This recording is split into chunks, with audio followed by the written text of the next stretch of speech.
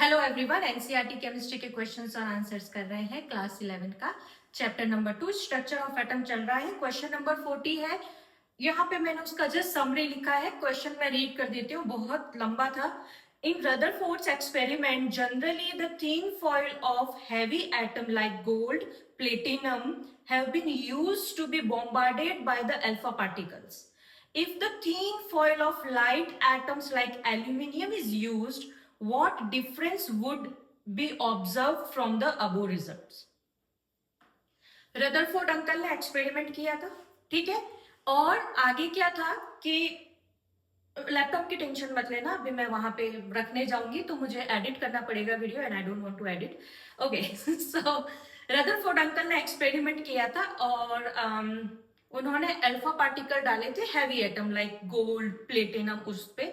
और वो एक्सपेरिमेंट में याद करो क्या हुआ था, अल्फा पार्टिकल बहुत सारे लाइक 10,000 अल्फा पार्टिकल डाले थे तो 9,900 अल्फा पार्टिकल सीधे के सीधे निकल गए थे। मैं एग्जाम्पल के लिए एक नंबर बोल रही हूँ, ऐसा एग्जैक्टली नहीं हुआ था, ठीक है। और वो जो 100 अल्फा पार्टिकल जो गए उसमें से कुछ तो ऐसे ऐसे ऐसे डिफ्लेक्टेड हो गए और वन जो था वो वापिस आया था और यहाँ पे उसको रीड हुआ। तो that was a very big experiment कि भाई एटम तो खाली होता है, वो तो निकलना चाहिए, अपना अल्फा पार्टिकल वापस कैसे आया। और उससे पता चला था कि बीच में एक पॉजिटिव पार्ट है, alpha is a positive particle, तो पॉजिटिव था इसलिए वो रिफ्लेक्ट होके वापस से वो आ गया बाहर।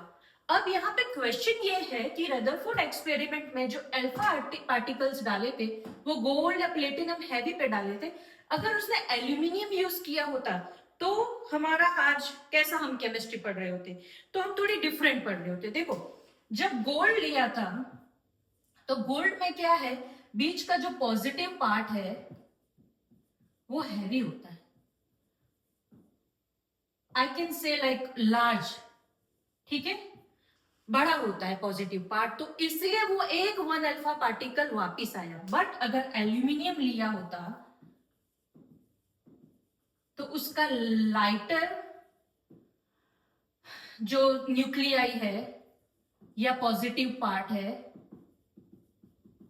वो उसका थोड़ा कम होता और हमारे जो अल्फा पार्टिकल है वो मोस्टली के मोस्टली सारे के सारे क्रॉस हो जाते और शायद कोई एक आधा डिफ्लेक्ट होता तो होता।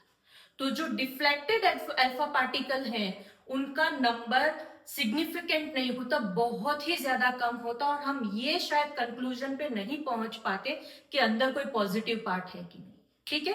तो यस, ये क्वेश्चन ऐसा नहीं है कि नहीं सब कोई भी एलिमेंट ले लो सब अच्छा ही होता है, अल्फा पार्टिकल सब वापिस आएंगे, कुछ नहीं नहीं नहीं नहीं।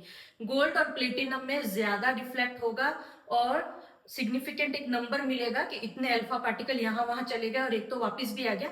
एल्यूमिनियम या लाइटर एलिमेंट जहाँ पे छोटा न्यूक्लियाई है, कम पॉजिटिव पार्ट है, उसमें ऐसा नहीं होगा, इतनी अच्छी रीडिंग नहीं आएगी। और इतनी अच्छी रीडिंग नहीं आएगी तो हम कोई कंक्लूजन पे इतना अच्छे से सॉलिड प्रूफ होना चाहिए तभी कोई कंक्लूजन निकाल सकते हैं, तो वो नहीं हो पाता, ठीक है। तो यस, क्वेश्चन वैलिड है, क्वेश्चन का कोई मतलब है।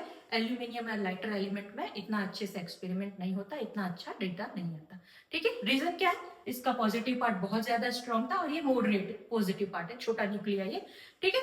तो ये क्वेश्चन मैंने नहीं लिखा है बट इसकी लैंग्वेज भी इजी है रीड करने के लिए। ये क्वेश्चन था क्वेश्चन नंबर 40, आगे करेंगे क्वेश्चन नंबर 41। Thank you.